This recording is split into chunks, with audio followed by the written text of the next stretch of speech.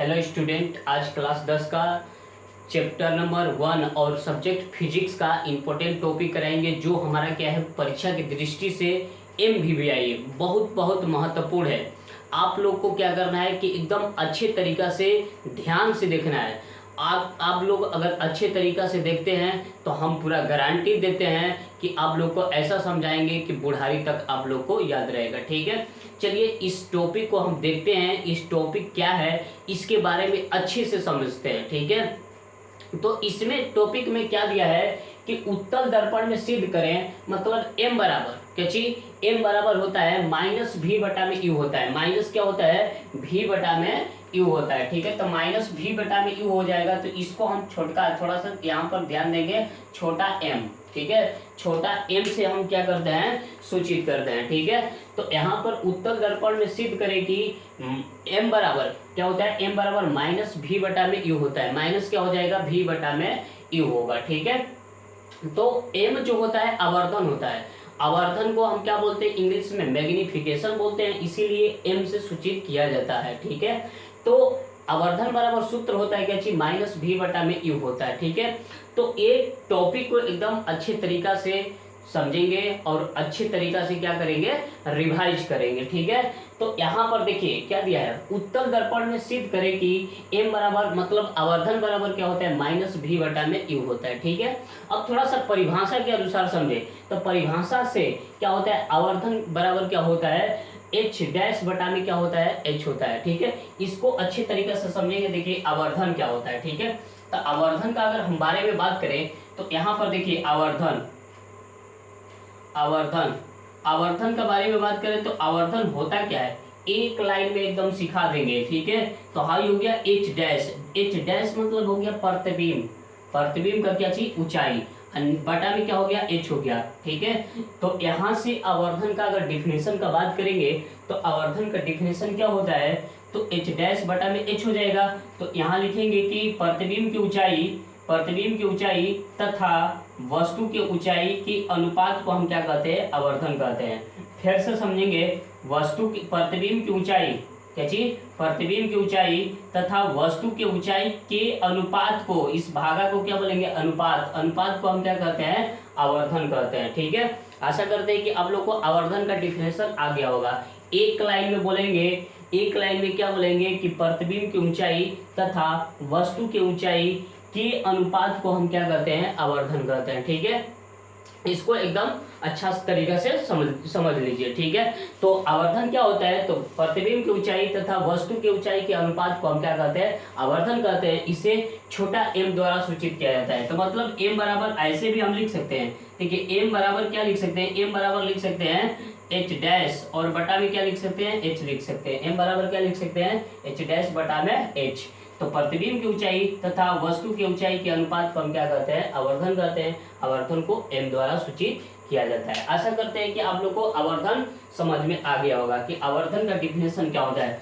तो यही है, क्या है, परिभाषा से आवर्धन मतलब प्रतिबिंब की ऊंचाई तथा वस्तु की ऊंचाई के अनुपात को हम क्या कहते हैं, आवर्धन कहते हैं। ठीक है, आवर्धन मतलब होता क्या है, तो जैसे कहने का मतलब कि जब हम किसी चीज का, किसी वस्तु का अगर फोटो खींचते हैं और उसको बड़ा छोटा करते हैं तो उसी को हम क्या बोलते हैं, आवर्धन बोलते हैं। उस चीज को हम क्या बोलते हैं, आवर्धन, जिसको हम शॉर्टकट में बोलते हैं जूम करना। मतलब जब फोटो को हम क्या करते हैं, जूम करते हैं, बढ़ाते घटाते हैं, तो उसी चीज को हम क्या बोलते हैं, आवर्धन बोलते हैं। ठीक है, तो अब हमको इस आवर्धन को फिजिक्स में पढ़ना है और क्लास 10 का चैप्टर नंबर 1 में पढ़ना है। और ये टॉपिक क्या है, बहुत VVI है, परीक्षा की दृष्टि से एकदम VVI है। हर बार परीक्षा में ये क्या करता है, पूछता है। ठीक है, तो इसको अच्छे तरीका से क्या करना है, समझना है। ठीक है, तो चलिए इसको समझते हैं और इंजॉय करते हैं। ठीक है, तो यहाँ पर देखिए क्या है, इसको समझने से पहले हम थोड़ा सा इस डायग्राम में समझेंगे, डायग्राम में क्या दिया है। ठीक है, तो डायग्राम में समझेंगे और डायग्राम समझ में आ गया तो समझिए कि डेरिवेशन भी हमारा क्या हो जाएगा, समझ में आ जाएगा। ठीक है, तो पहले हम समझेंगे, देखिए कि m डैश एक क्या है, उत्तल दर्पण है, एक क्या है, उत्तल दर्पण है। ठीक है, और उसके बाद जिसका ध्रुवी और मुख्य फोकस F और वक्रता केंद्र क्या है, C है। ठीक है, m डैश क्या है, एक उत्तल दर्पण है जिसका ध्रुव P, मुख्य फोकस F और वक्रता केंद्र क्या है C है। ठीक है, ए भी एक वस्तु है, ए भी एक वस्तु है और जिसकी ऊंचाई मतलब इसकी ऊंचाई क्या है h है। इसकी ऊंचाई का अगर बात करें तो क्या हो जाएगा h हो जाएगा।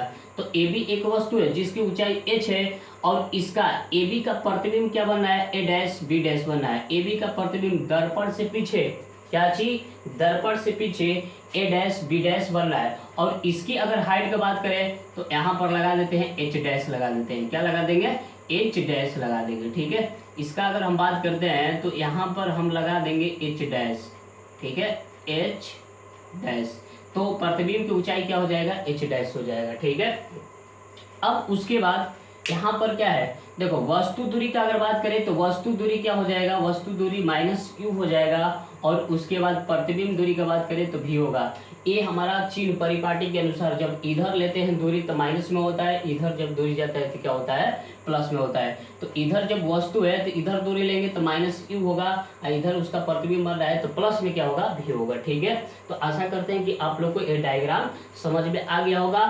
थोड़ा सा एक बार और देखते हैं, डायग्राम को अच्छे से समझते हैं और उसके बाद चलेंगे डेरिवेशन पर। ठीक है, तो यहाँ पर क्या है, माना कि क्या बोलेंगे, माना कि m डैश क्या है, एक उत्तल दर्पण है जिसका ध्रुव P और मुख्य फोकस F और वक्रता केंद्र क्या है C है। ए भी एक वस्तु है जिसकी ऊंचाई क्या है h है और उसके बाद इसका प्रतिबिंब दर्पण से पीछे a डैश b डैश बनता है।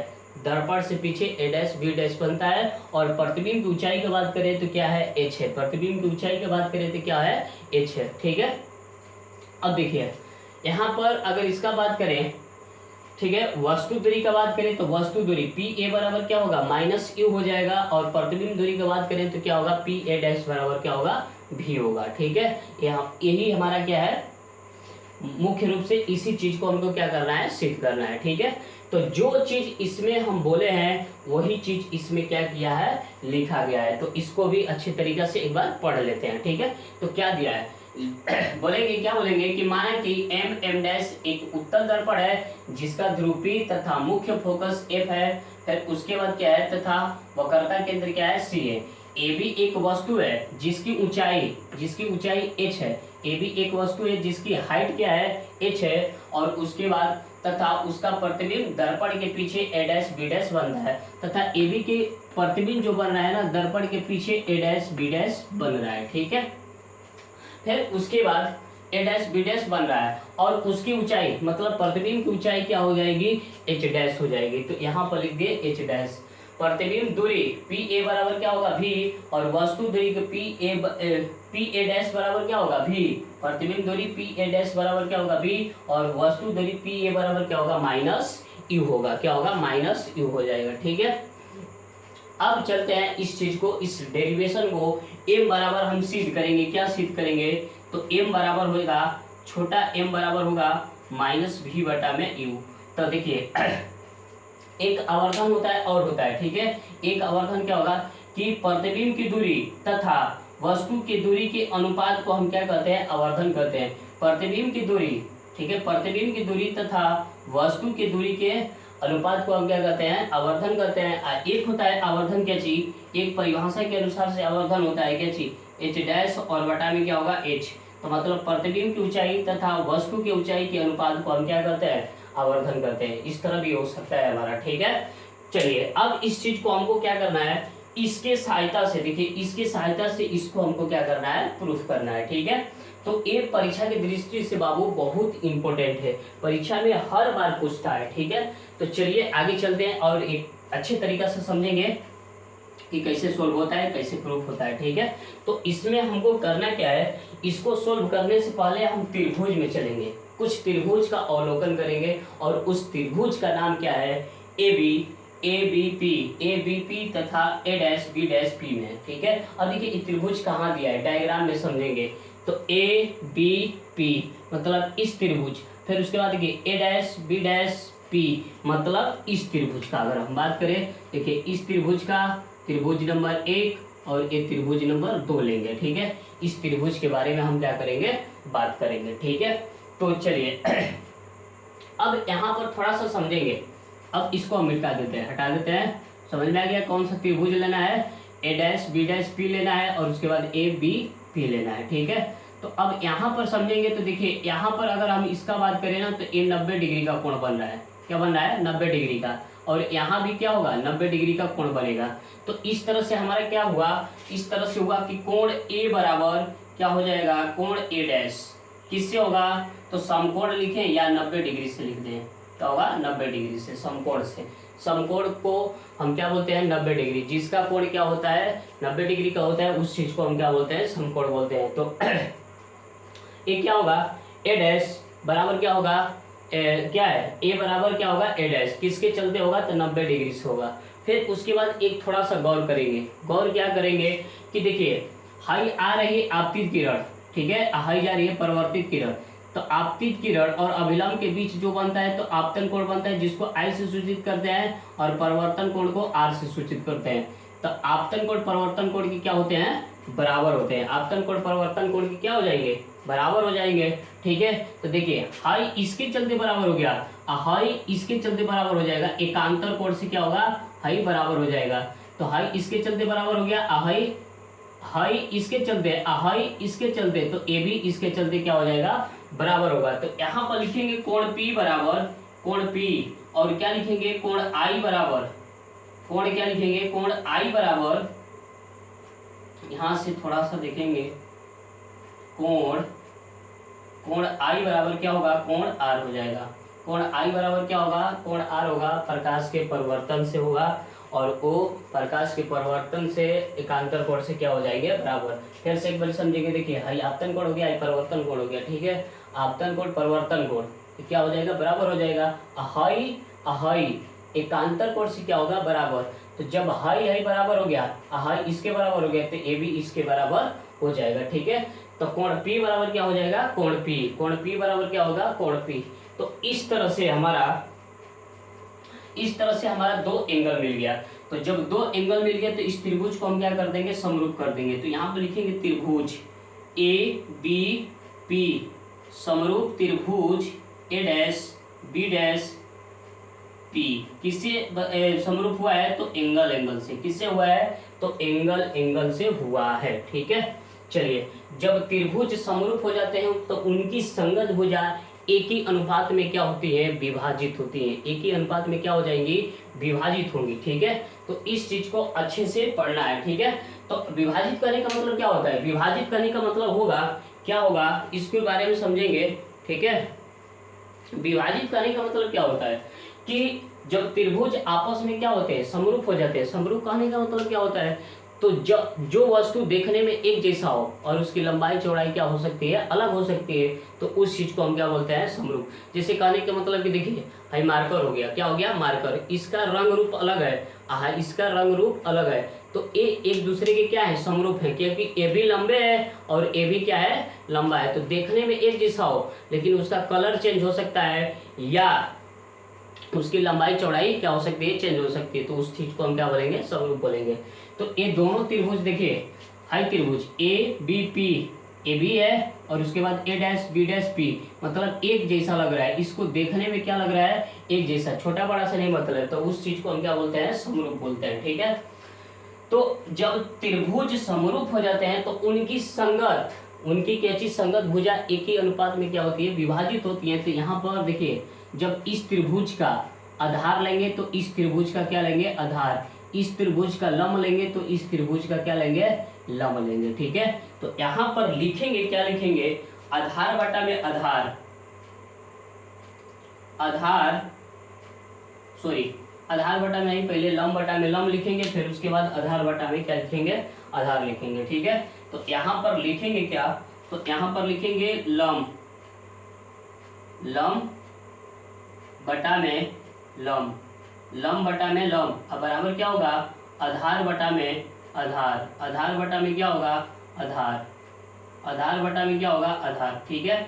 तो मतलब कहने का मतलब हुआ कि लंब बटा में लंब, मतलब इस त्रिभुज का लंब लेंगे तो इस त्रिभुज का लंब लेंगे, अगर इस त्रिभुज का आधार लेंगे तो इस त्रिभुज का क्या लेंगे? आधार लेंगे। तो उस चीज को हम क्या बोलते हैं? संगत बोलते हैं, ठीक है। तो अब देखिए, इस त्रिभुज का लंब क्या है? तो AB, क्या है? AB, A dash B dash है, और बटा में क्या होगा? AB होगा।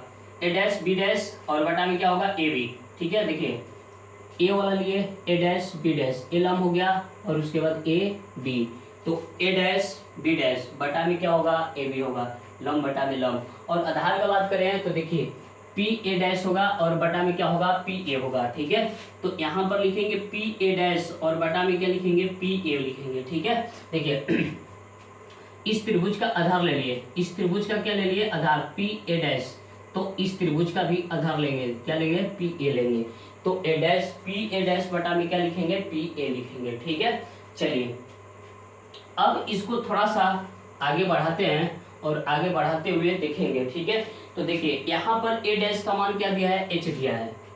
ठीक है, तो यहाँ से ए डैश का मान क्या दिया है, यहाँ थोड़ा सा समझेंगे क्या, यहाँ लिखेंगे चिन्ह परिपाटी के अनुसार, चिन्ह परिपाटी, चिन्ह परिपाटी के अनुसार, चिन्ह परिपाटी के अनुसार, चिन्ह परिपाटी के अनुसार क्या लिखेंगे, तो एच डैश और बटा में क्या लिखेंगे एच। देखिए एच क्यों लिख रहे हैं, क्यों दोनों प्लस में है, तो जब हम कोई भी वस्तु ऊपर गिनते हैं, ऊपर मापते हैं तो क्या होता है प्लस में, तो इधर भी ऊपर है और इधर भी क्या है ऊपर है। अगर कोई वस्तु नीचे रहता तो उसको माइनस में लगा देते हैं। ठीक है, तो एच डैश बटा में क्या होगा एच होगा, और उसके बाद क्या होगा, अब देखिए पी ए डैश का मान क्या है, तो यहाँ पर लिखे हैं पी ए डैश का मान है भी, क्या है भी, और उसके बाद पी ए का मान क्या है, पी ए का मान है माइनस यू है। ठीक है, माइनस यू है। ठीक है, ये हो गया समीकरण 2 हो गया।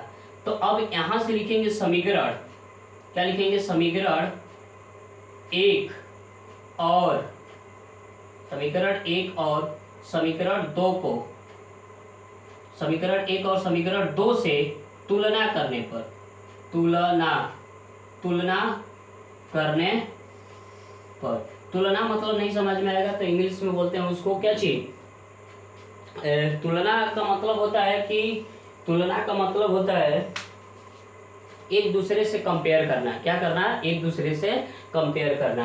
तो समीकरण 1 और समीकरण 2 से हम क्या करेंगे कंपेयर करेंगे। तो देखिए समीकरण 1 हो गया, क्या हो गया समीकरण 1। आवर्धन को हम क्या बोल सकते हैं, आवर्धन को इस तरह भी हम लिख सकते हैं, थोड़ा सा इस तरह भी लिखेंगे तो m बराबर, देखिए m बराबर क्या लिख सकते हैं एच डैश बटा में एच। तो देखिए इसके बराबर हमारा क्या है, ये समीकरण 1 है, आई क्या हो गया समीकरण 2 हो गया। ठीक है, तो समीकरण 1 और समीकरण 2 से हम क्या करेंगे कंपेयर करेंगे। तो देखिए हाई दोनों बराबर हैं, हाई m के बराबर हो गया, तो एच डैश और बटा में h की जगह पर हम क्या रख सकते हैं m रख सकते हैं। ठीक है, तो इसके जगह पर हम क्या रखेंगे छोटा m, और उसके बाद हाई माइनस है तो ऊपर चला जाएगा, और उसके बाद माइनस v बटा में क्या होगा u होगा। इसी चीज को हमको क्या करना था, प्रूफ करना था। ये हमारा क्या है 5 नंबर कंप्लीट हो जाता है। ठीक है, ये चीज को अच्छे से देखना है। ठीक है, तो यहाँ पर देखिए समीकरण 1 और समीकरण 2 से हम क्या करेंगे तुलना करेंगे। तो समीकरण 1 बराबर एच डैश बटा में एच है, और एक है समीकरण 1, और समीकरण 2 की बात करेंगे तो एच डैश बटा में क्या है एच। तो इसके जगह पर हम क्या रख सकते हैं m रख सकते हैं, क्योंकि इसके बराबर क्या है m है। ठीक है, और जब यहाँ पर m रख सकते हैं तो ये हो जाएगा माइनस v बटा में u होगा। ठीक है, इसका मतलब क्या होगा कि v का मतलब होगा कि माइनस क्या हो जाएगा माइनस v का मतलब होगा कि प्रतिबिंब दूरी होगा, और u का मतलब क्या होगा वस्तु दूरी होगा। आशा करते हैं कि आप लोग को ये समझ में आया होगा। ठीक है, और ये वीडियो अच्छा लगा है तो इसको लाइक सब्सक्राइब कमेंट शेयर जरूर करना है, और उसके बाद हमारे हर वीडियो देखने के लिए हमारा चैनल को क्या करना है सब्सक्राइब करना है, और बेल आइकन घंटी को क्या कर देना है दबा देना है, कि जो भी अगर हम वीडियो डालते हैं तो आपके पास नोटिफिकेशन चला जाए और आसानी से हमारे वीडियो देख सकें। ठीक है, चलिए आशा करते हैं कि ये समझ में आया होगा और अच्छे से बढ़िया से आया होगा। ठीक है, चलिए जय हिंद जय भारत।